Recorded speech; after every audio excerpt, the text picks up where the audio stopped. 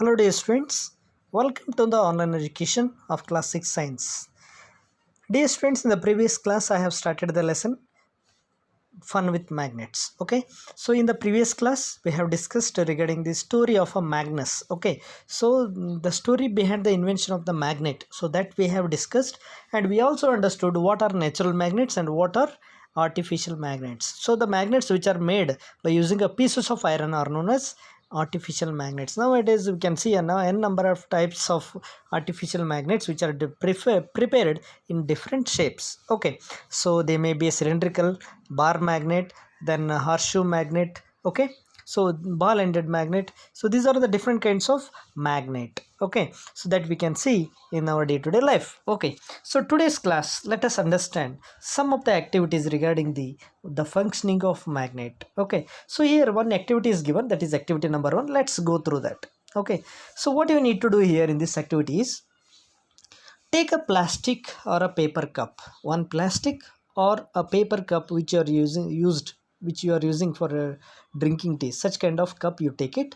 Okay, you fix it on a stand with the help of a clamp. Okay, so you have to fix that plastic cup or paper cup to a stand. Okay, with the help of a clamp, which is shown in the figure 11.13.5 here. So here you can see the paper cup, it is fixed to a clamp. Okay, so in a stand, so what you need to do is place a magnet inside the cup. So inside the cup you have to put a magnet.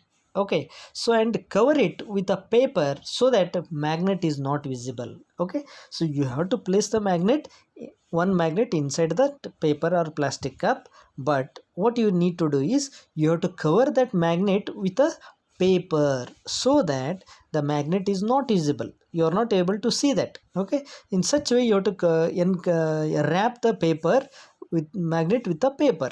Okay, so that it is not visible. So what you need to do next, attach a thread to a clip made of iron.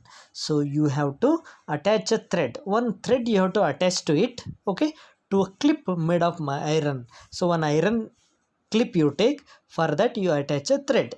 Now what you do, fix the other end of the thread at the base of the stand.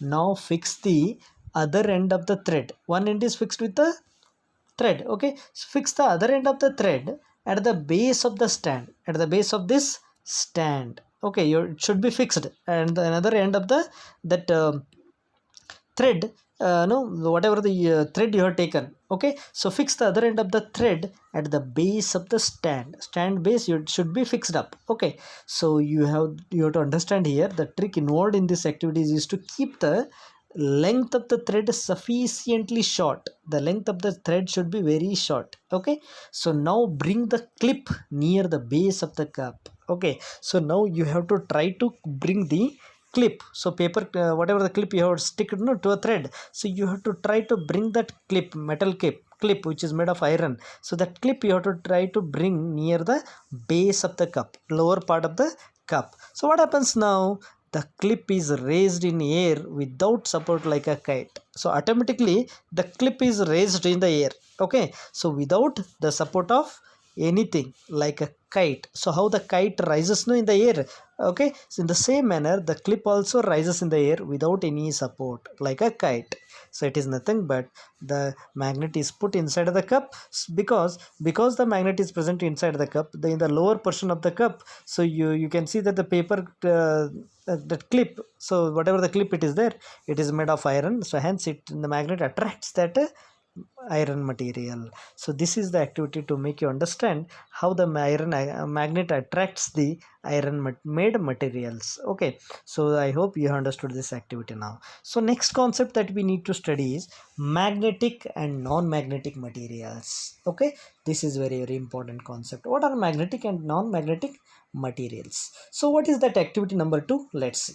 So let us walk in the footsteps of Magnus. So what Magnus has done, let's understand that only. So once this time, okay, so we'll change the position of the magnet and the iron. Now let us change the position of the magnet and the position of the iron. Its place, let us reverse it. So there will be a magnet at the end of our shepherd's stick. Think that the Magnus has a stick with him. Okay, think that instead of end of the having the iron at the end of that stick. So let us have a think that there will be a magnet, piece of a magnet at the end of the shuffled stick. We can attach a small magnet to a hockey stick. Yes, can we do this? Same like that only. So we can attach a small piece of magnet to the end of the hockey stick. Okay, so walking stick or a cricket wicket, to a base of the cricket wicket or a hockey stick or a walking stick, we can attach that magnet, piece of magnet. Okay, with a tape or some glue, with the help of tape or Texo or glue, we can put it up. So now let us go out on a Magnus walk. Now let's go for some walk, okay, on outside. Okay, let us now go out like a Magnus walk, like how Magnus went in the mountainside, like that. Let's go out, okay, through the any school playground. Okay, school playground or open area park, like this. Okay, so what does our Magnus walk, Magnus stick will do? So the Magnus stick will pick up from the school ground. So what are the objects in the classroom? So we have to think of that. So collect various kinds of objects of day-to-day life which we use from our surroundings. So test all these things, all these objects which we use in our day-to-day life from our surroundings. Test these all these with the Magnus stick. Okay, so try to bring them near the Magnus stick. Okay, where the end of the Magnus stick we have attached the magnet. Okay, so you can also take a magnet also. Okay, touch these all objects, okay, with it. So try to touch these objects with a magnet stick. Okay, so and observe which objects stick to the magnet and which objects do not stick to the magnet. So prepare a table, okay, in our notebook as shown in the table 13.1. Here in one table is given, the table number is 13.1, and try to record your observations in the table. Okay, so you have to try to look at the observations which are made in the column of table number 13.1. Note the objects that are attracted by the magnet and the objects which are not attracted by the magnet.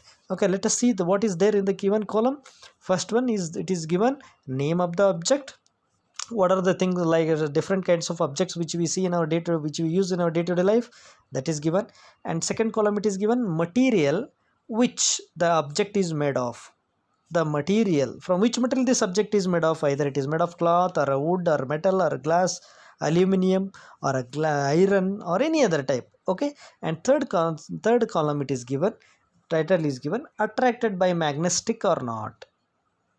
Is it attracted by the magnetic, or is it attracted by the magnet? Yes or no? Okay, you have to write. Okay, so this, let us discuss about this, the table, okay, 13.1, and what is the concept of magnetic non-magnetic materials in the tomorrow's next class. Okay, so dear students, I hope you understood this activity. Okay, so thank you and have a nice day.